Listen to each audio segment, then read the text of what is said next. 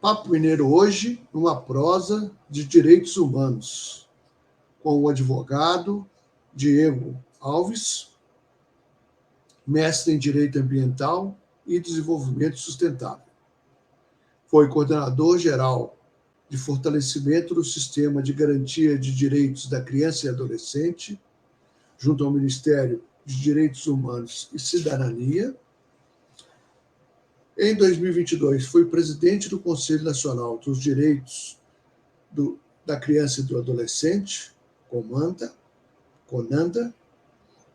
e tem uma ampla atuação em direitos humanos e organizações da sociedade civil. Seja bem-vindo, Diego. Obrigado, Hernani. Eu que agradeço a oportunidade de estar aqui conversando. O agradecimento é nosso por poder tratar com quem é expert sobre direitos da criança e do adolescente. Bacana, estamos aí à disposição. É uma área que a gente que começa a trabalhar nela se apaixona, né? Cuidar das crianças é muito bom. Muito bem. Então, a palavra é sua. Beleza. Então, pelo que eu entendi, é bom começar pela história, né? Claro. Bom, já que a gente vai falar de criança, né? Eu acho que eu começo pela minha infância, né? Eu nasci em Juiz de Fora, então sou mineiro da Zona da Mata, cresci lá. Meu pai também mineiro de lá, né? Filho de imigrantes portugueses, e minha mãe de Vitória. Mas cresci em Juiz de Fora, passei a infância toda lá. Depois, na adolescência, mudei aqui para Belo Horizonte, onde também passei os anos finais, né, da adolescência, da escola, e onde entrei na universidade pela primeira vez, na UFMG, começando a estudar educação física até. E para falar de formação, a gente tem que falar de muita coisa, porque eu passei por muitas faculdades, experimentei muita coisa, mas acabei me formando em Direito, ao final. Estudei letras, estudei muitas áreas, mas ao final minha graduação mesmo foi em Direito, como você falou aí. Sou advogado formado, né, bacharel, pela Escola Superior Dom Helder Câmara, aqui de Belo Horizonte mesmo, onde eu também fiz um mestrado em Direito Ambiental e Desenvolvimento Sustentável. Um mestrado bem interessante, faculdade bem bacana, com grandes aprendizados. Ótimo. É uma boa escola, né? E foi isso que me colocou um pouco nessa trajetória, né, dos direitos humanos. Ali na universidade, eu já participei de grupos de pesquisa em direitos humanos, estudando ali de onde vêm, né, os direitos humanos, como é que eles funcionam como um projeto de sociedade, né? Por que as sociedades resolveram definir esses direitos, né, como direitos universais. E então eu estudei isso ali do ponto de vista teórico, uma coisa que sempre me interessou, porque também sempre me considerei uma pessoa preocupada, né, em melhorar o mundo, em ver a justiça, em ver o bem-estar das pessoas, né? Até na universidade me envolvi com o movimento estudantil, onde também pude aprender um pouco mais, né, sobre as possibilidades, né, de fazer movimento social, atuar em nome aí da transformação do Brasil, da universidade. Então é uma trajetória nesse sentido aí, que me coloca nesse caminho, né, dos direitos humanos. Você chegou a advogar? Eu advoguei. Eu fiz um período de estágio, enquanto fazia o curso de Direito, inclusive, tem uma coisa muito importante, né, para melhor aprender o direito. Eu achei muito necessário, né, a prática, o aspecto prático, né, advogar. Então, fiz isso também no estágio. Inclusive, uma experiência que ensinou muito foi um estágio que eu fiz voluntário na Defensoria Pública de Minas Gerais, atendendo, né, as pessoas, vendo os processos ali dos assistidos. Foi uma experiência bastante interessante para aprendizado. E também advoguei, tanto no estágio, depois como advogado associado, no escritório aqui mineiro do Marcelo Tostes. Um escritório bastante interessante também, grande, convivi com gente muito qualificada, aprendi muito também. É a prática, né, da advocacia, dos recursos, aquela vida, né, de fórum.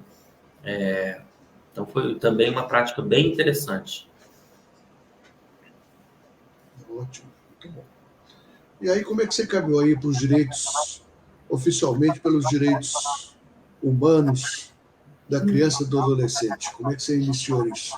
Então, aí eu comecei uma atuação na Rede Cidadã, que é uma organização social de assistência social que trabalha com promover a cidadania das pessoas, né? Isso, essencialmente, os projetos que tem hoje são projetos de trabalho e renda, gerar cidadania para as pessoas através das oportunidades de emprego, né, de empreendedorismo, enfim, de renda como um elemento essencial da cidadania. E na Rede Cidadã, um dos públicos prioritários, né, é o público dos adolescentes e jovens, né, que estão ali na transição para o mundo do trabalho, inclusive executando os programas de aprendizagem profissional, que é uma atividade que a Rede Cidadã executa já há muitos anos, e executa muito bem, até na minha visão. E nessa trajetória, né, de trabalhar com a aprendizagem e, dessa forma, com o direito à profissionalização, eu vi que era muito necessário criar e defender, né, essa política pública de profissionalização, de oportunidade para o adolescente, no âmbito das instâncias públicas, né, criar articulação. A Rede Cidadã em si é uma organização de muita sinergia, né, junta ali os parceiros públicos, privados, sociais, e aí, através disso, eu comecei a atuar nos conselhos de direitos, especialmente no Conselho Municipal dos Direitos da Criança e do Adolescente, de Belo Horizonte, né, essa atuação em nome da sociedade civil, né, em nome dessa organização, que me levou mais para essa trajetória do campo, né, das crianças e adolescentes. E aí fui e me envolvi muito, né, uma atuação muito bacana, né, essa ideia dos conselhos, para a gente ter uma gestão pública mais democrática, com participação social, é uma coisa muito interessante.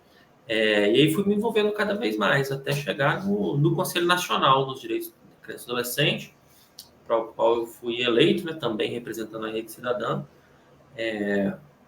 como uma organização de âmbito nacional, né, atuação de aprendizagem em vários estados. A gente fomos eleitos em 2021 e exerci esse mandato, né, de 2021 e de 2022, trabalhando lá no CONANDA, né, o Conselho Nacional, que, igual todos esses conselhos, né, são conselhos paritários, que tem as organizações sociais e também tem, né, os representantes governamentais. É uma forma muito interessante de fazer a política, né, de defesa da criança, e foi assim que eu me consolidei, né, nessa área da criança e adolescente. Essas leis todas já têm muitos anos, né? Como é que é? Essas leis? Essas leis todas de proteção da criança e do adolescente já têm bons anos, né? Elas têm uns bons anos, assim, eu até acho que é algo recente, se for pensar no âmbito da história do Brasil, né?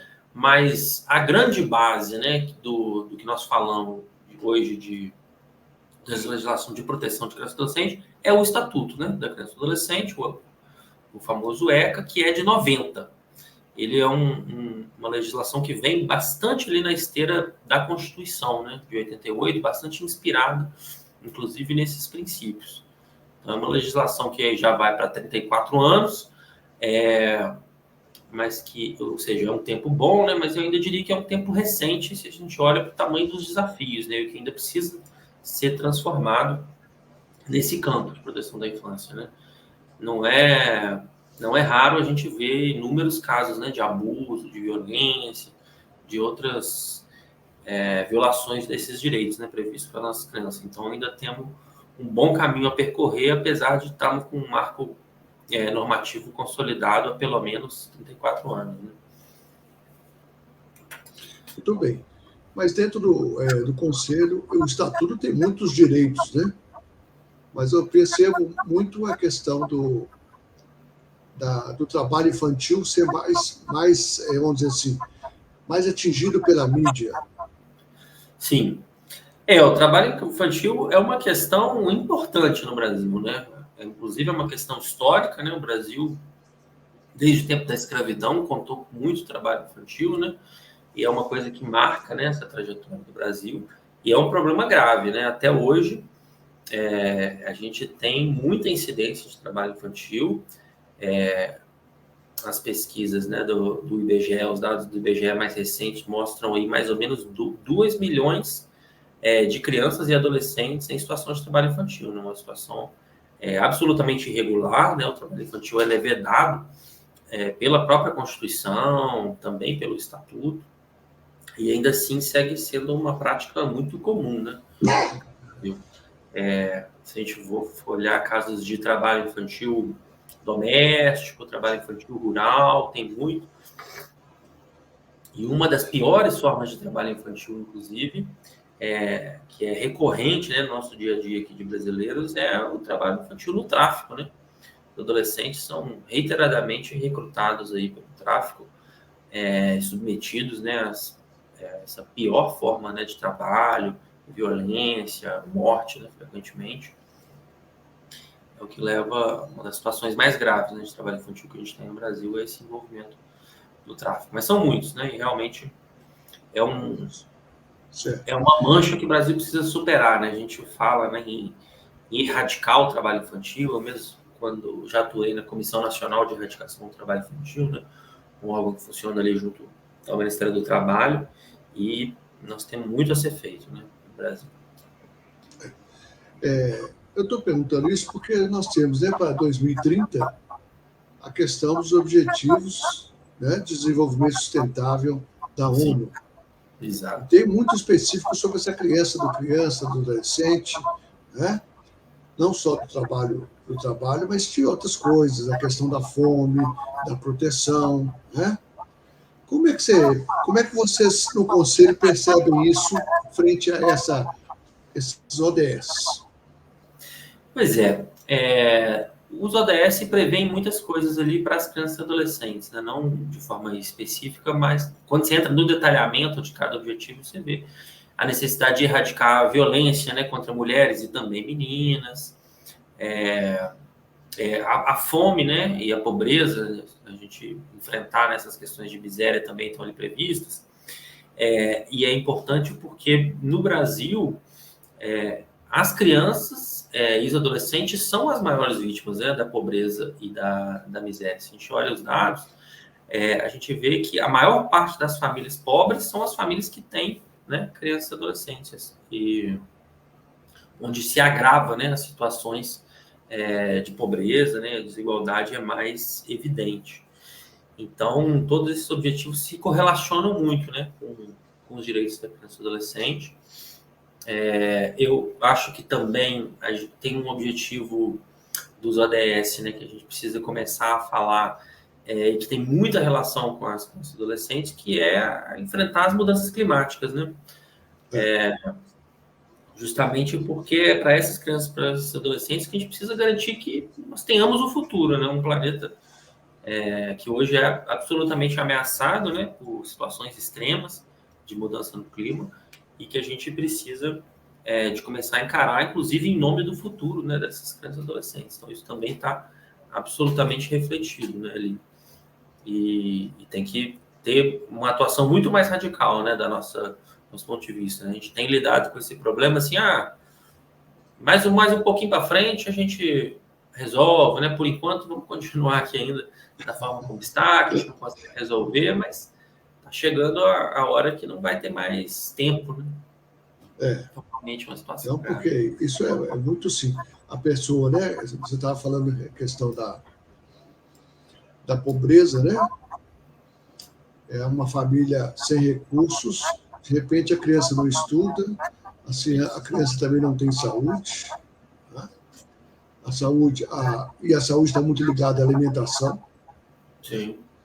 E a questão do saneamento básico são coisas muito ainda prioritárias para o nosso país, né?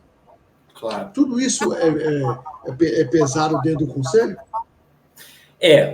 Com certeza. O Conselho é dedicado, né, a pensar os direitos das crianças e adolescentes de forma ampla, né? É o que nós chamamos de proteção integral, né? Esse que é o conceito do Estatuto. Você proteger integralmente a criança, é proteger todos os aspectos da vida dela e dos direitos, né? Ela ter o cuidado em família, ela ter a renda mínima, segurança alimentar, direito à saúde, né? Enfim, garantir ali sua vacinação, a educação numa escola de qualidade. Então, tudo isso é pensado, né, nesse âmbito do Conselho. Isso que você traz, né, essa discussão dos vários elementos aí, né, da pobreza, é o que hoje a gente chama de pobreza multidimensional, né, porque não basta a gente olhar a pobreza pelo ponto de vista da renda, né. Às vezes a renda até é razoável ali naquele município, né, tem um programa, transferência de renda, um Bolsa Família, uma coisa que atenua, né, esse aspecto da pobreza, mas tem que lidar também com todos os outros, né. Por isso que as políticas públicas têm que ser muito integradas, né, e interconectadas, como é, inclusive, a concepção, né, do Bolsa Família hoje. Todos os outros programas têm que vir nesse mesmo espírito, né, ser concebidos assim. Agora, inclusive, está sendo, foi concebido, aprovado, né, vai começar a ser implementado um programa de renda mínima para quem conclui o ensino médio, né, uma transferência, acho que o governo vai chamar de pé de meia, né, esse programa, que é muito interessante também, uma forma de lidar ali com a educação e a renda de forma conectada, né? Então, bastante interessante. Acho que é o exemplo, né, que a gente tem que seguir aí para enfrentar e garantir cada vez mais direitos, né? Eu costumo dizer, Diego, que ter um emprego é a melhor assistência social possível, né? Sim. Porque dá dignidade ao chefe da família, pode ser homem ou mulher, e a dignidade então faz vencer, faz buscar mais, etc. Né? Isso. Então, essa questão de hoje nós estarmos com um bom índice, né, de desemprego, né, no país, isso de repente pode transformar que aquele que tem um emprego ele pode dar melhores condições para sua família. Com certeza. Eu também trabalho muito com essa concepção, né? O emprego é a política básica, né, de garantia, né, como você falou, de dignidade, de realização, inclusive garantir boas condições de emprego, né, bons empregos qualificados é fundamental, é a base da economia da sociedade, né. A gente precisa ter um país estável, né, igual a gente tem hoje, com boas condições econômicas, né, boas perspectivas, bons investimentos. As pessoas tenham tranquilidade, né, de trabalhar, de se desenvolver, de se qualificar, inclusive, né, a gente aposta muito nisso, sempre na importância, né, de ter um trabalho digno, um trabalho qualificado, é uma base de sustentação da família e da sociedade, sem dúvida. É importante, né? Sem, é claro, prescindir das emergências, né, e daquela política de renda mínima e garantir o mínimo existencial ali de todos que precisam, que eventualmente não têm as condições, né, de emprego, mas sem dúvida trabalhando para que eles superem essa condição, né, com qualificação, com inserção, com promoção. Mas hoje a gente está numa situação muito boa, né? O Brasil, o desemprego está nos mais baixos aí dos últimos 10 anos, a gente está numa tendência que eu vejo muito positiva, né? Você foi presidente, né, desse conselho. Sim. Durante a pandemia, 22, ainda nós estávamos na pandemia, né? Foi. Como é que você percebeu a pandemia nisso? Como é que ela influenciou nesses trabalhos, nessas posições que o conselho tinha que enfrentar? Pois é, e eu acho que esse foi um dos grandes desafios para essa área, né, de criança e adolescente aí dos últimos tempos, porque é evidente que a pandemia foi difícil para todo mundo, né? Todo mundo viveu e todo mundo teve que se adaptar, teve que dar um jeito, né? Mas... Ficaram sem escola, né? Exato, mas exatamente por isso, né? As crianças e adolescentes, eu acho que foram as que mais sofreram na pandemia. Eu acho que a gente tem algumas evidências disso, né? A causa principal foi essa ausência da escola por tanto tempo, né? Eu até acho que a gente acertou, né, em manter a escola fechada por um tempo, né, onde era necessário, mas o nosso atraso, né, na vacinação e o fato das escolas terem ficado fechadas em detrimento de outros ambientes, né, que voltaram a ser abertos com muito mais antecedência, eu acho que causaram um enorme prejuízo, né, para as nossas crianças e adolescentes. Eu acho que, inclusive, foi um símbolo de como as crianças não são prioritárias, né, na nossa sociedade, né, porque a escola é absolutamente essencial para garantir os direitos da maior parte, né, das crianças e adolescentes, né. A maior parte delas, inclusive, tem as suas refeições na escola, tem na escola um lugar onde ela tem a sua sociabilidade, né, o seu direito à educação, inclusive onde ela, muitas vezes, é só na escola que ela consegue denunciar, né, uma violência que ela sofre, muitas vezes em casa.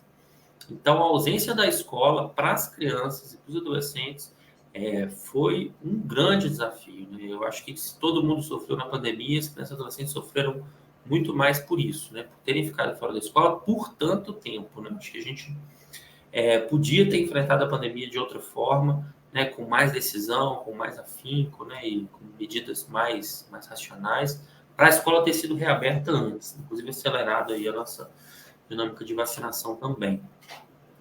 Então, esse foi um desafio, né? A gente, no Conselho, trabalhou isso, né? Trabalhou as políticas de segurança para as crianças voltarem para a escola com segurança, né? Inclusive, eu estava em 21, quando a gente estava preparando, né, esse retorno.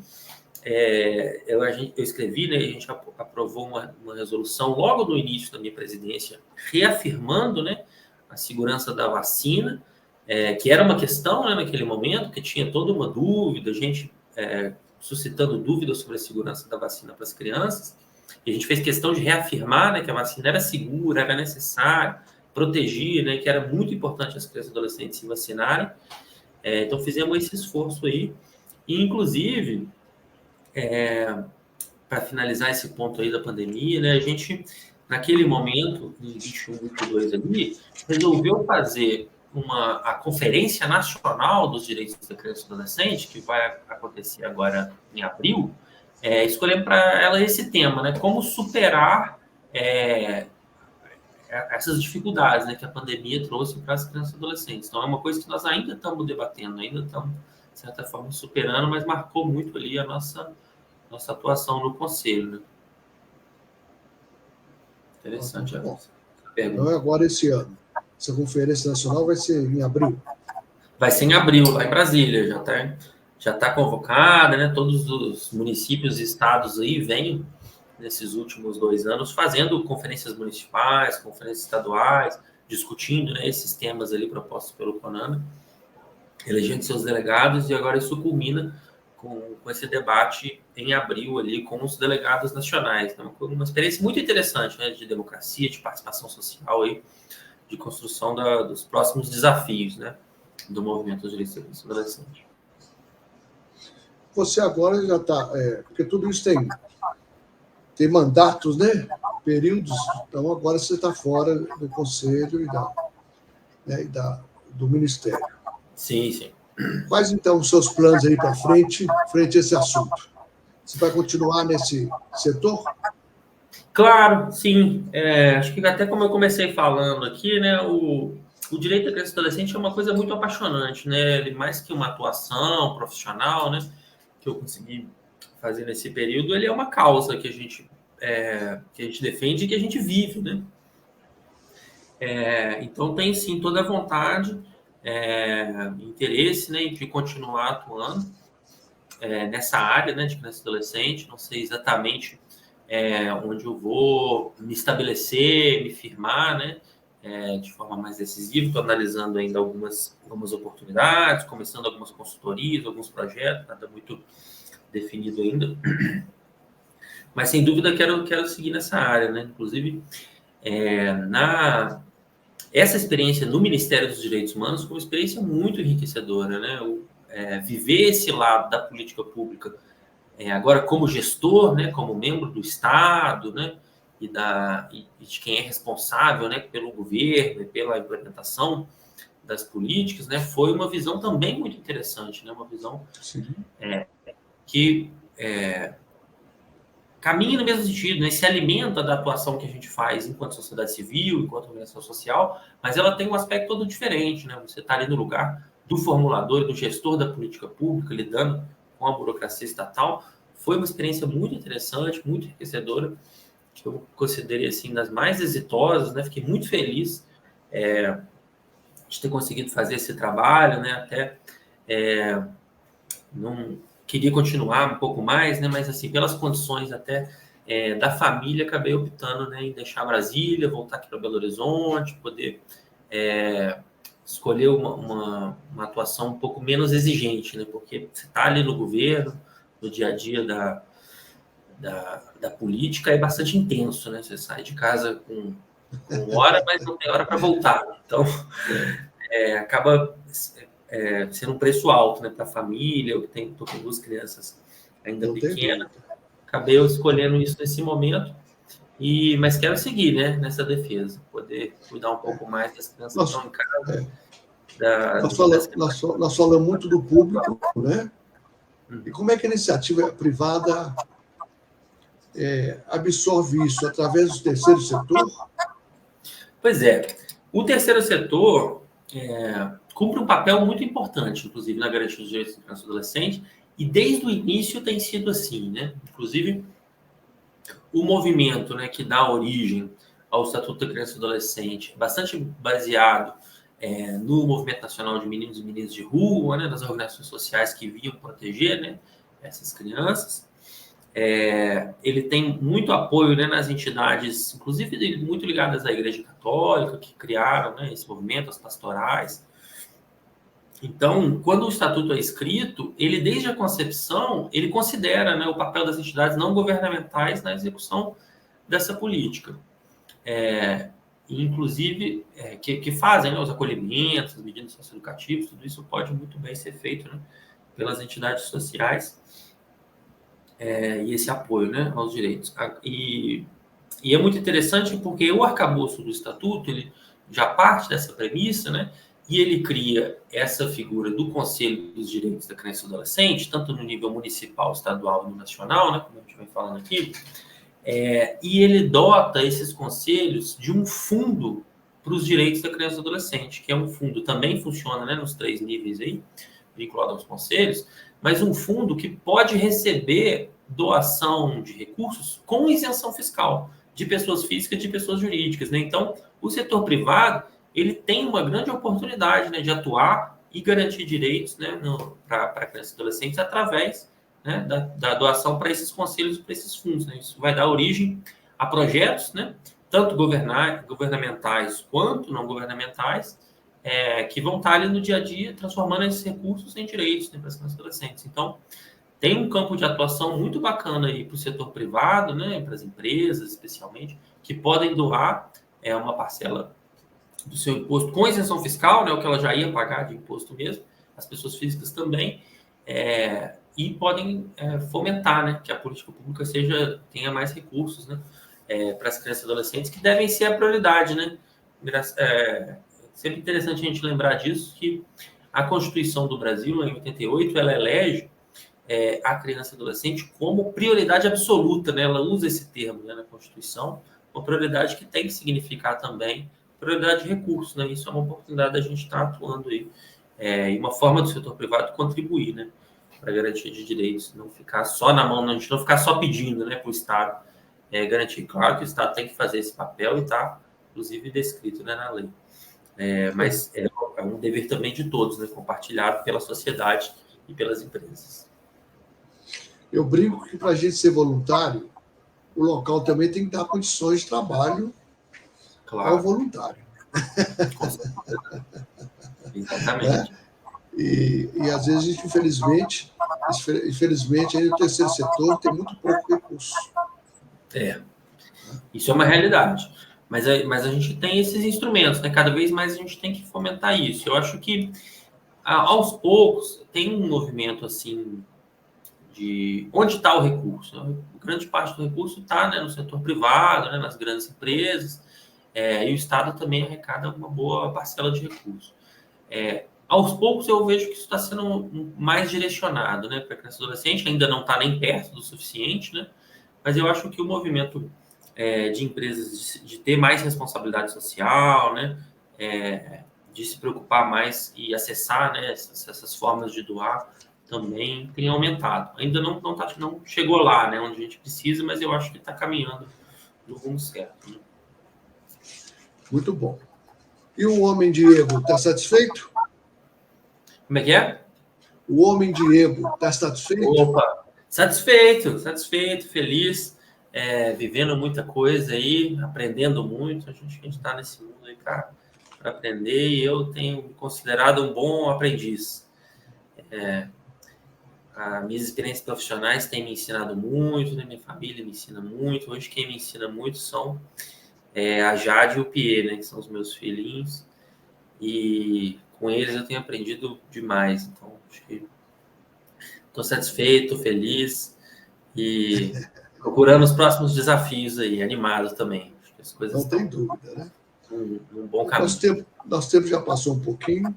Eu queria que você Beleza. deixasse aí uma mensagem sobre esse assunto para todos que vão nos ouvir. Ótimo. Bom, eu acho que a mensagem é lembrar a todos da escolha, né, que o Brasil fez de cuidar das nossas crianças e adolescentes com prioridade. Né? A gente elegeu que para esse país é importante cuidar das crianças e adolescentes, a gente precisa fazer isso envolvendo a todos nós. Né? Então a gente precisa lembrar disso, lembrar tanto de cuidar, né, das crianças que estão ali próximos de nós, da nossa família, com carinho, com cuidado, com garantia de direitos, com respeito. Porque essas crianças, muito mais que serem o futuro, elas já merecem, né, os seus direitos hoje. E a gente garantir esses direitos hoje passa por a gente estudar, dar atenção, né, para essas crianças e adolescentes e trabalhar por elas com todos juntos. Mas eu acredito que a gente mostra, né, que a gente é uma sociedade respeitosa, uma sociedade evoluída, uma sociedade digna, quando a gente está cuidando de forma adequada das nossas crianças e adolescentes. Isso que eu acho que é a mensagem que fica para todos aí que nos acompanham. Muito bom, viu? As crianças merecem, né? Tudo isso. Né? Sem dúvida. Muito obrigado, viu, Diego? Obrigado aí por você tocar nesse assunto e também um expert nesse assunto. E espero que você tenha novos desafios e que siga em frente na defesa das crianças e adolescentes. Com certeza. Eu que agradeço, fico à disposição. Quem sabe a gente volta a conversar depois aí sobre novas fases. Tá ótimo. Obrigado. Um grande abraço, viu? Até mais. Aí nós tivemos aí, né, um jovem ainda, né? Jovem, mas com uma experiência muito importante nessa questão da defesa da criança e do adolescente, que tem os seus direitos e que nós adultos precisamos defendê-las e mostrar e caminhá-las para frente, né? Estudando, alimentando bem, dormindo bem, com boa saúde, né? E isso também tem uma parte do Estado, mas também tem uma parte da iniciativa privada que pode ajudar lá no fundo, que esse conselho tem aí anualmente, inclusive com questões fiscais, e que é mais que merecido você direcionar isso para que a gente vá resolvendo aos poucos, frente aí aos Objetivos de Desenvolvimento Sustentáveis da ONU para 2030, que nós chegamos lá com um quadro muito mais significativo. Até o próximo Papo Mineiro. Forte abraço.